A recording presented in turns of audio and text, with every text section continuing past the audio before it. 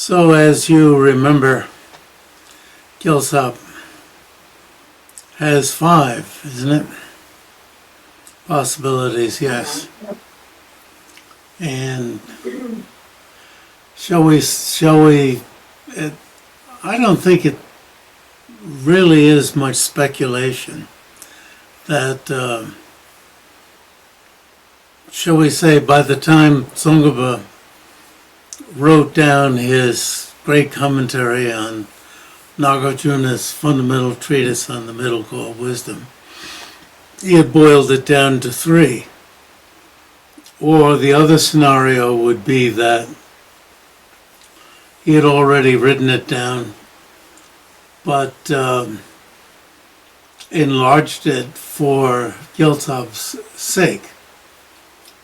And I think in that case, we could perhaps speculate that Gilsop had not seen the boiling down to 3.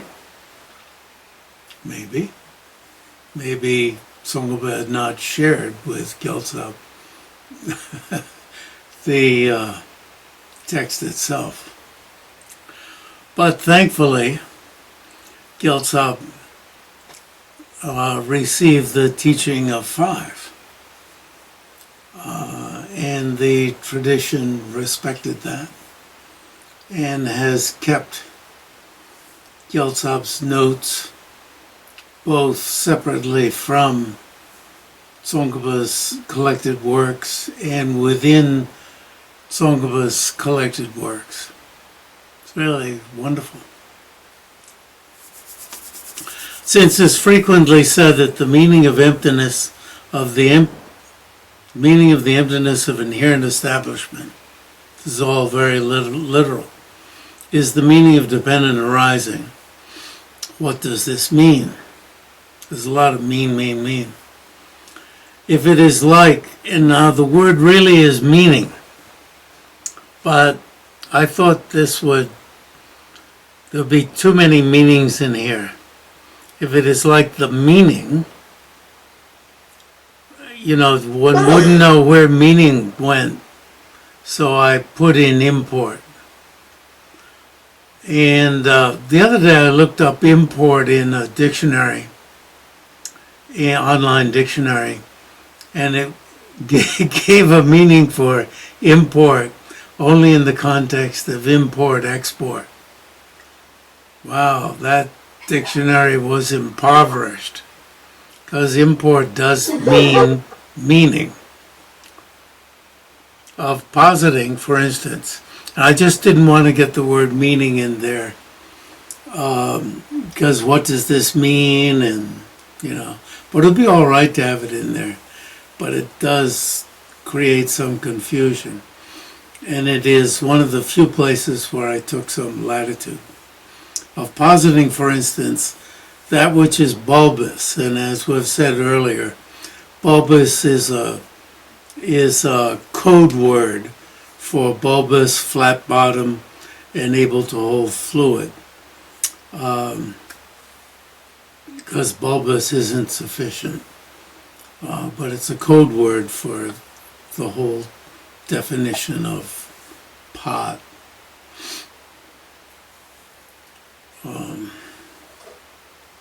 As the meaning of pot.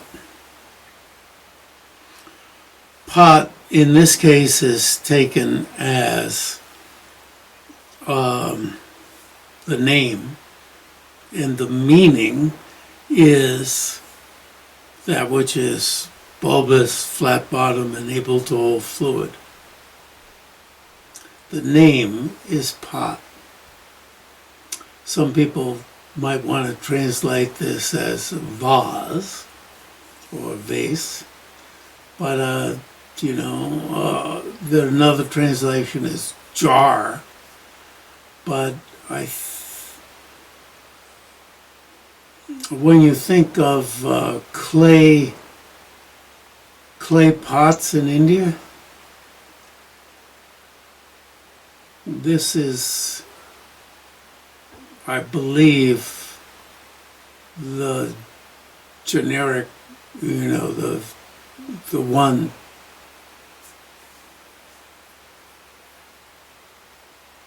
big one. You understand what I'm getting at. But there are all sorts of pots. They aren't all bulbous. They're able to hold fluid.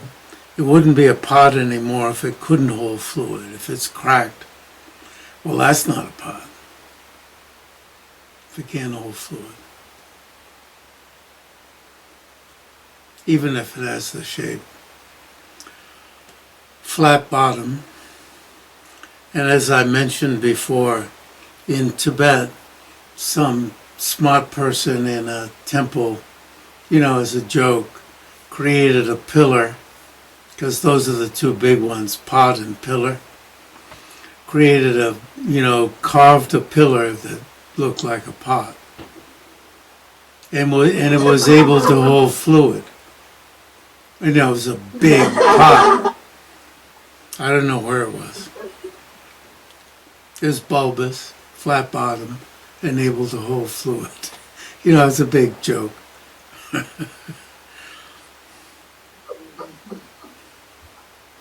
Gabum, Gawatam Pumba. The very awareness. So if it's like the positing, that which is bulbous, flat bottom, able to hold fluid is the meaning of pot. Now, pot is such a common term that it can feel like we don't need a definition of pot.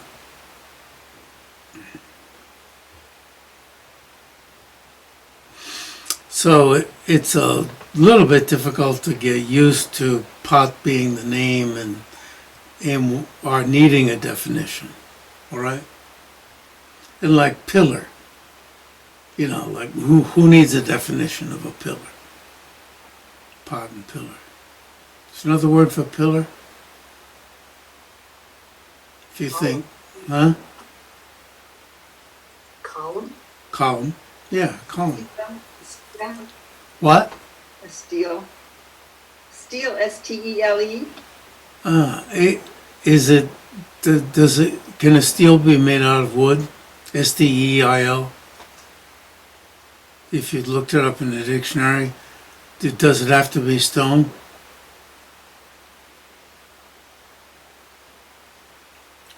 Okay.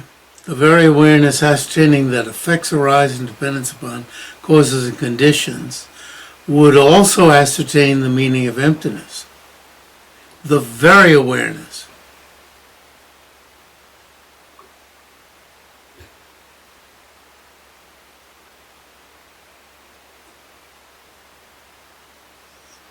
Now, when one, down below, it's clear that what we want is to train to the point where the very awareness that understands that,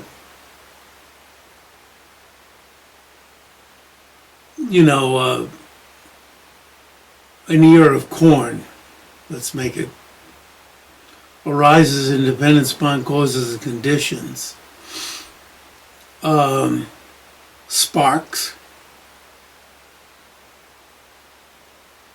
understanding of emptiness. But does that, without any other cogitation, sparks understanding of emptiness. So that's what we want. But is the first understanding the second understanding? Is the first consciousness the second consciousness? The first one sparks right away the second one. But that's two understandings. Whereas in this case,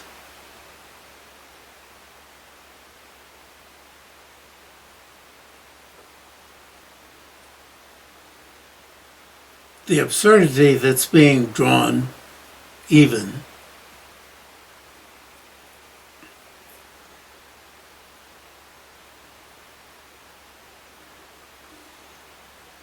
is the very awareness ascertaining that effects arise dependent upon cause and conditions would also ascertain the meaning of emptiness.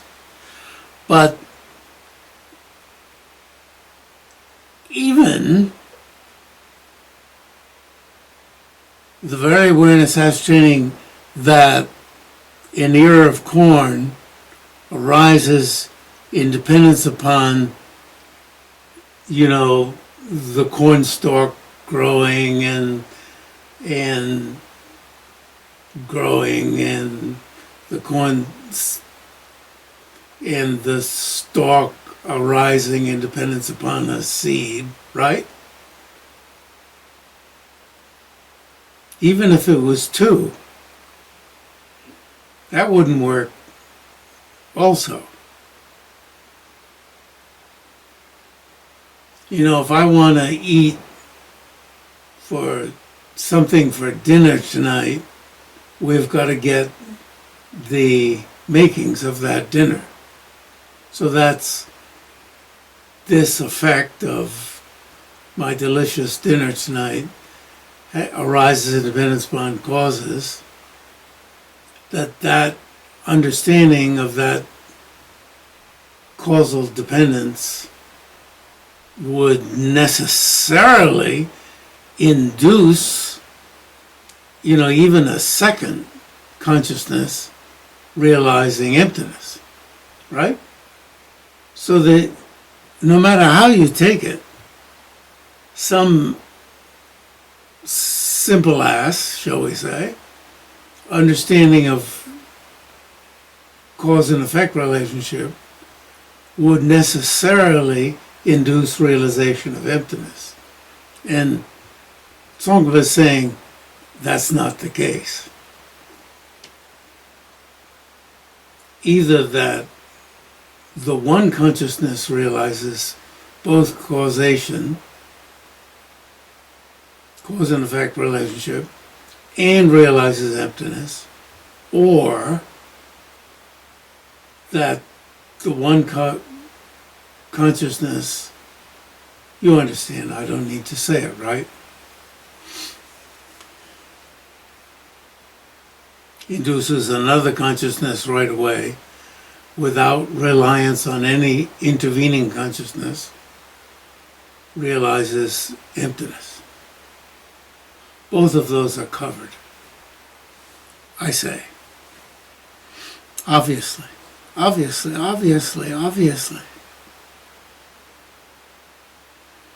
But he does say that very awareness, ascertaining the fast arising cause and condition would absurdly also ascertain,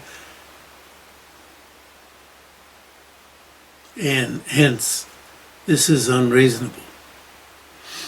In this new version, I think I just stuck more closely to what he said, which I was unable to do in my earlier translation, to the sequence of what he said. However, even if it is asserted that the very meaning of the term expressing dependent arising is the meaning of the emptiness, somebody correct me. What did I leave out? Of emptiness? Of the emptiness, did I leave out something else? Does it say the emptiness of inherent existence? Or, well, I'll just put a question mark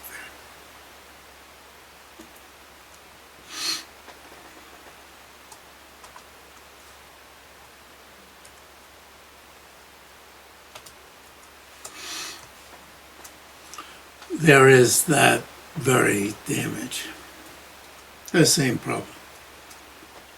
Even if the meaning of emptiness is asserted as the implicit meaning of explicitly understanding emptiness, this is not feasible as before.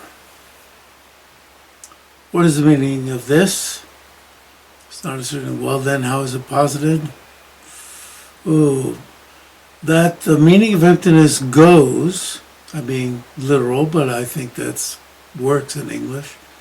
Kathy didn't think so in her work.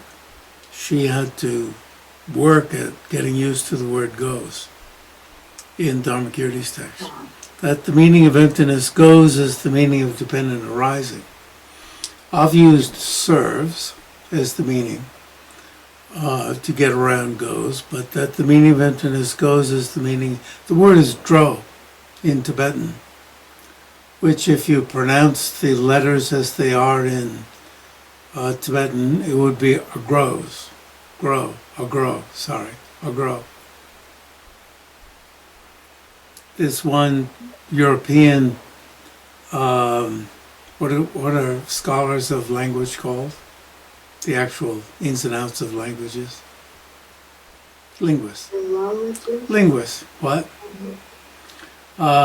Who feels that Tibetan is an Indo-European language. Should be classed there. I've never met him, told about him. Like Mongbo for many, Mong, many. I don't know how many words there are like that.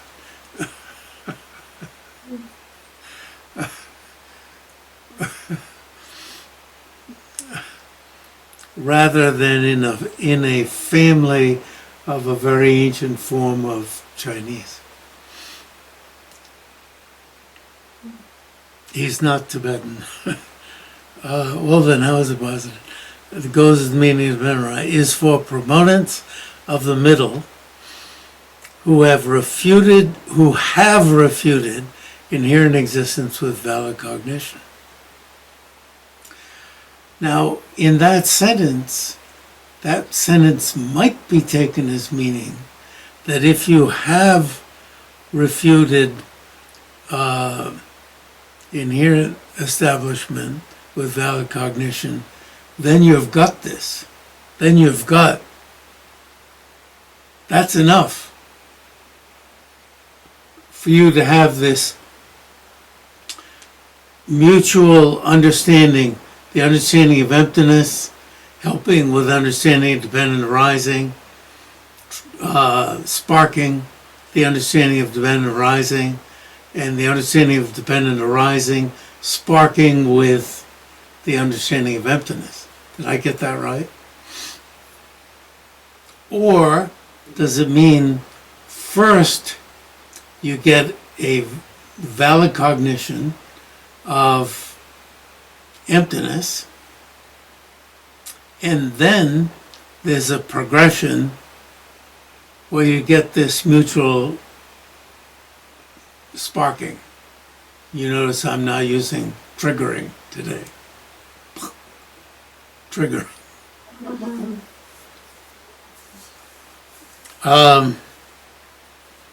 So from this sentence, there's apparently someone who feels once you have the valid cognition of emptiness, that's enough to have this mutuality of understandings, sparking each other. One, as I remember. That's without the intervention of another consciousness. In between. Yeah, right? Yeah. When you say mutual sparking, yeah. There's no intervening consciousness. No, mutual means understanding emptiness, sparking understanding of dependent arising. Understanding dependent arising, sparking understanding of emptiness. Good point. Helpful to bring up.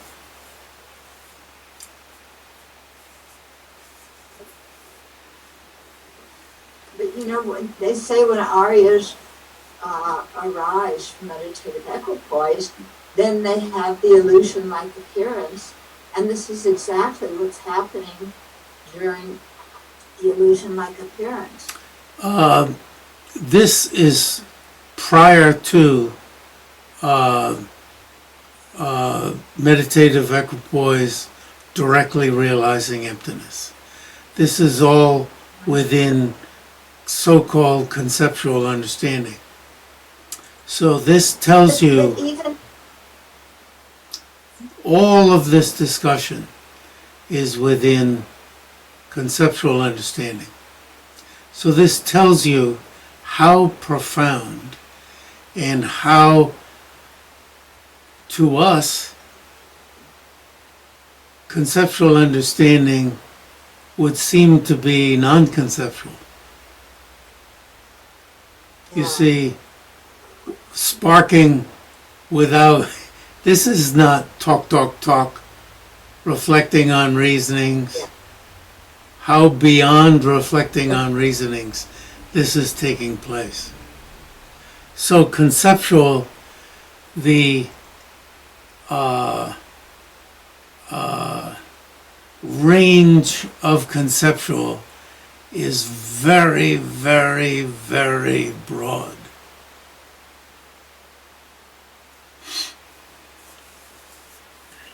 they can have illusion-like appearances after a conceptual understanding. I would say so. Appearances. I would say so, yes. I certainly say so. But this is not, well, no, is it? How is it different? Is from the illusion-like? sparking of understanding dependent arising, could you call that illusion-like appearance? Yeah, that's what's happening. It sounds pretty good.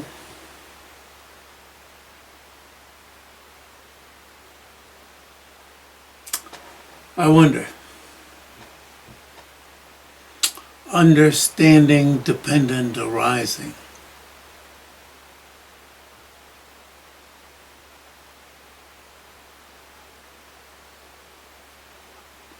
That's something to think about.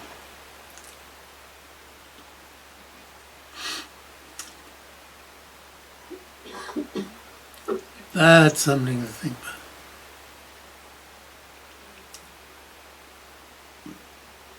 You know, Jeff, Yes. make sense about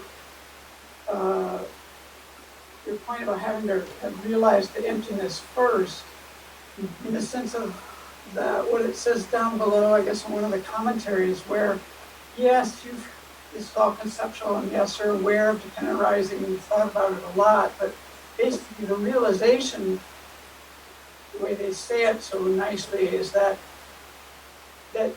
independent things can't be independent. You know, like that inherent existence would be tied up with independent existence, and that's not plausible. Mm. So right there, that is at a deep level would be your conceptual realization of emptiness. And so that one could be the first in that sense. I don't know as that realization that these are, that statement that those two are contradictory is the realization of emptiness.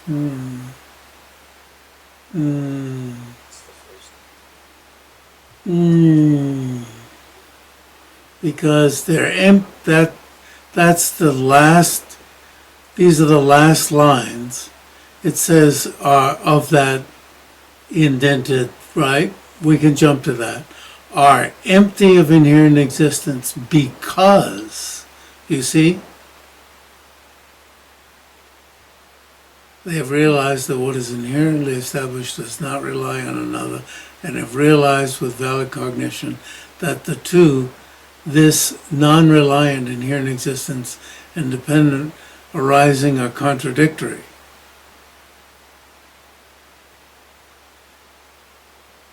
We'll ascertain this as meaning that things are empty of inherent existence because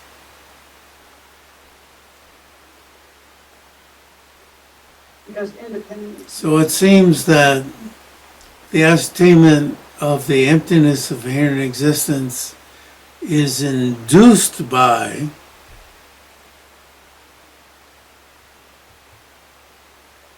such a thorough understanding of the contradiction. You understand? Whereas you want to say that ascertainment of the contradiction is understanding of it. So there's a, I see your point. yeah, you got it. Then for such proponents of the middle, you see, who have realized the emptiness of inherent, you see, bathing one's mind in such things, imagining such things, imagining this land. It's like an imaginary land, bathing one's mind.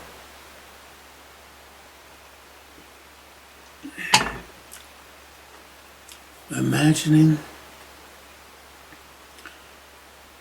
such a thorough understanding of dependent arising, such that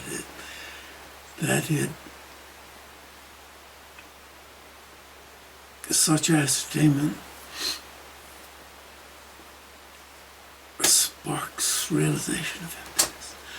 When they explicitly ascertain that internal and external things like snot in the nose,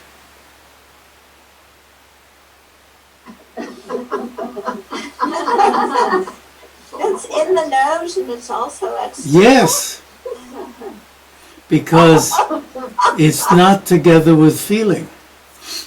And even hairs in the nose, the root of the hair, that's internal. Okay? I was giving a more vivid description. Hair is external. Root of the hair is internal, because that's together with feeling.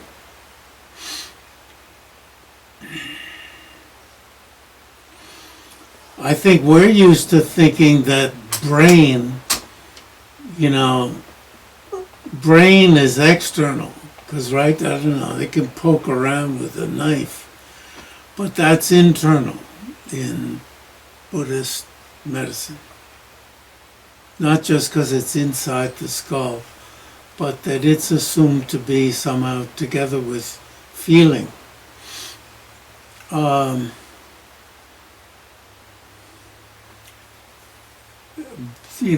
Beard is external.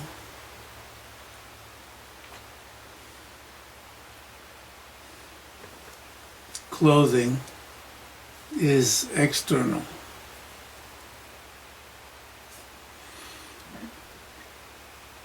No matter how much I wear maroon,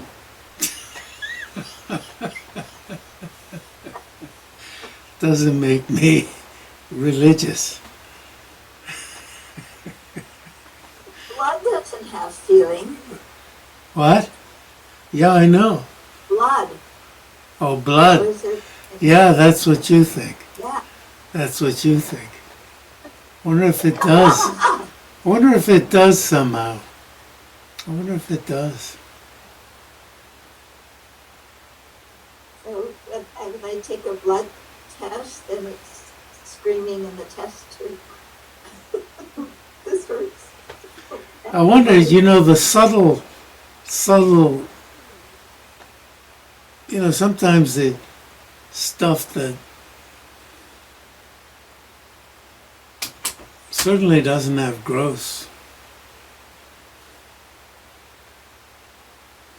I don't want to just make up things to satisfy Buddhist medicine or Buddhist worldview. Like the flat earth theory that's got 4 continents, but then strangely enough it turns out that previously, all of the continents were together, it turns out. In the so-called scientific view, they were together and then split apart and then came together. But even when they were together, it was a globe, apparently. I don't know how that's certified. And then trying to make up something to satisfy the flat Earth theory by saying that the Milky Way is essentially flat, even if it's a little bit curvy, that it's flat. Well, that's the Milky Way, not the Earth. Making up stuff. But it is kind of cute that all those continents were together, and then they drifted apart. But that doesn't rescue the Mount Meru. Even if the meaning, I went in the wrong place. Oh, I'm going to be rescued by the time. But it's internal and external on just here and over there.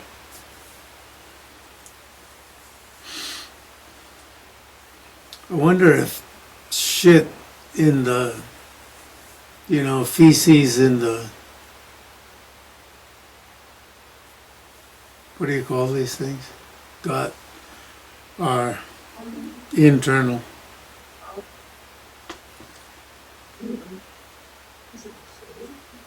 Until they emerge.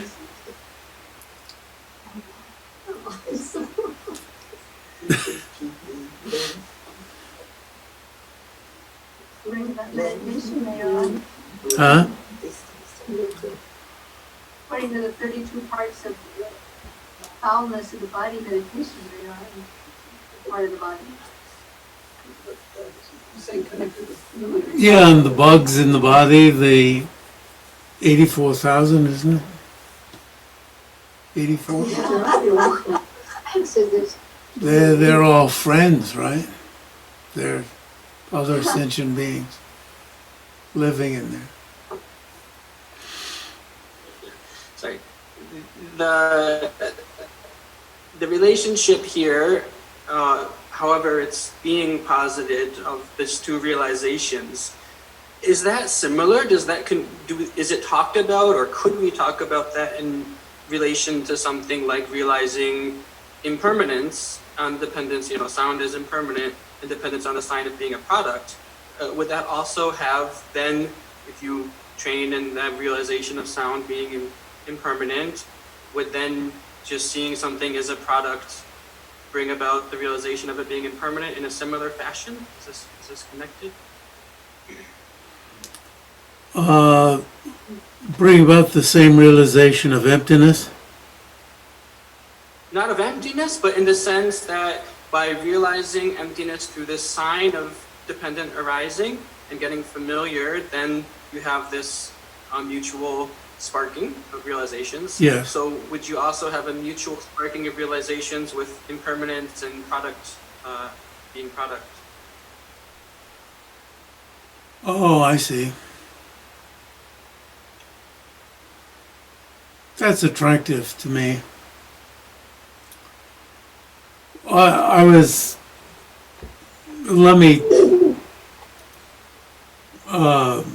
What appeared to my mind first was that Geshe Wangyal said to me that I'm the type of person who, in reflection upon impermanence, is led to reflect on emptiness.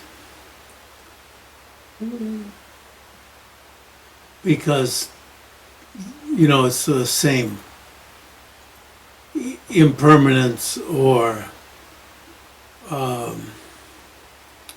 dependence on causes. And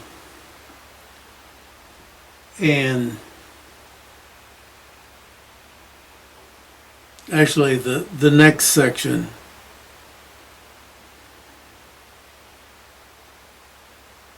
this section, contingent on causes. Tsong was about to say, leads to, or for this type of person, sparks understanding of the emptiness of inherent existence, which answers Venerable's question several weeks ago.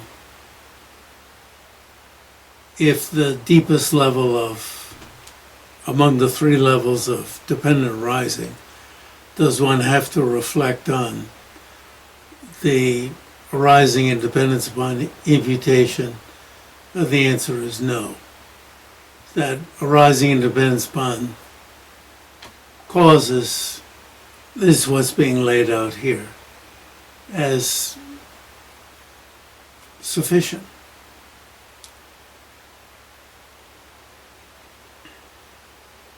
And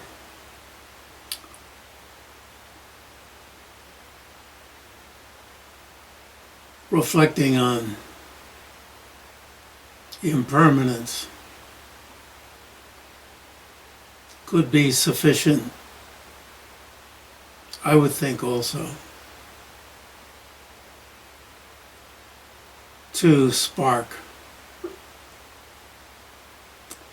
for somebody who's trained in meditation on emptiness, to spark, whatever, ascertainment. I don't want to go that far. But I'm in talking about my own history. But whatever, reflection on emptiness. And so similarly, I think your point for somebody who has reflected on product, impermanence, I would think, really, reflection on impermanence, product, once you're familiar enough that those two can spark each other. They asked him.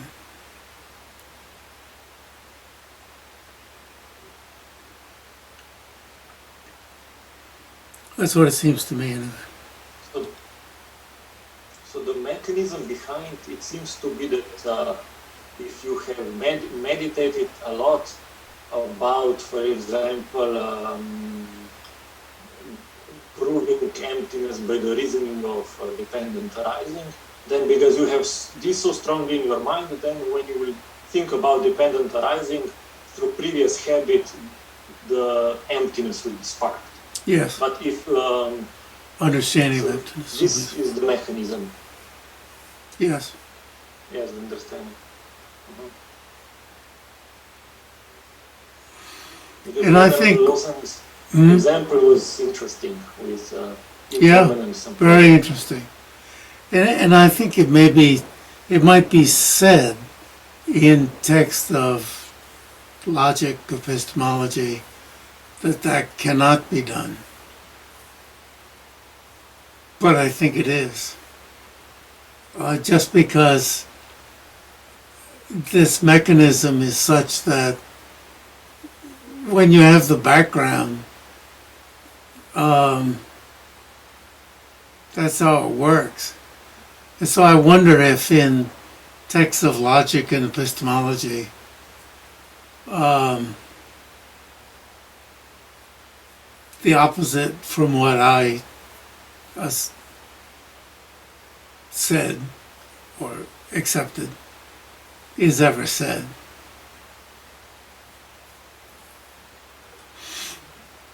But I think that's natural.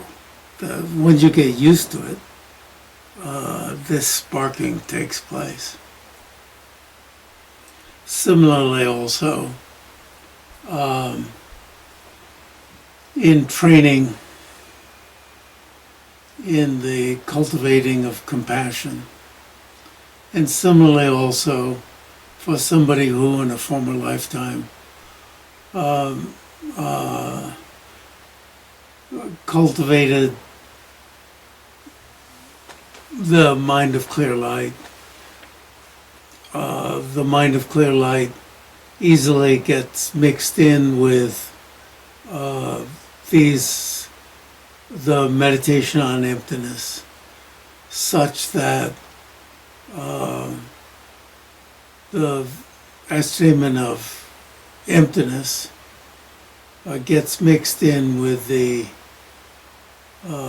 appearance of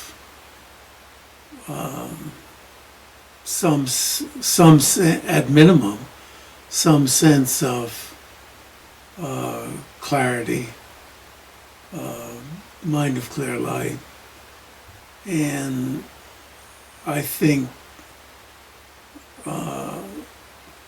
as His Holiness says, one would want to maintain the sense of the absence of inherent existence in the midst of that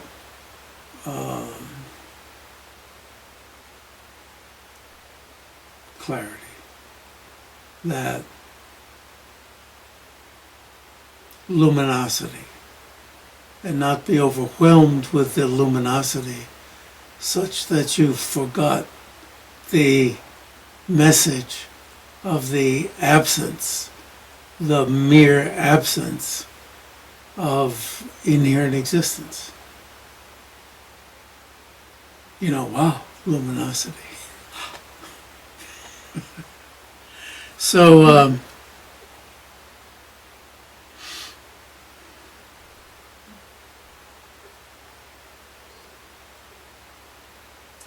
so then we'll go on. We're meeting next time, right?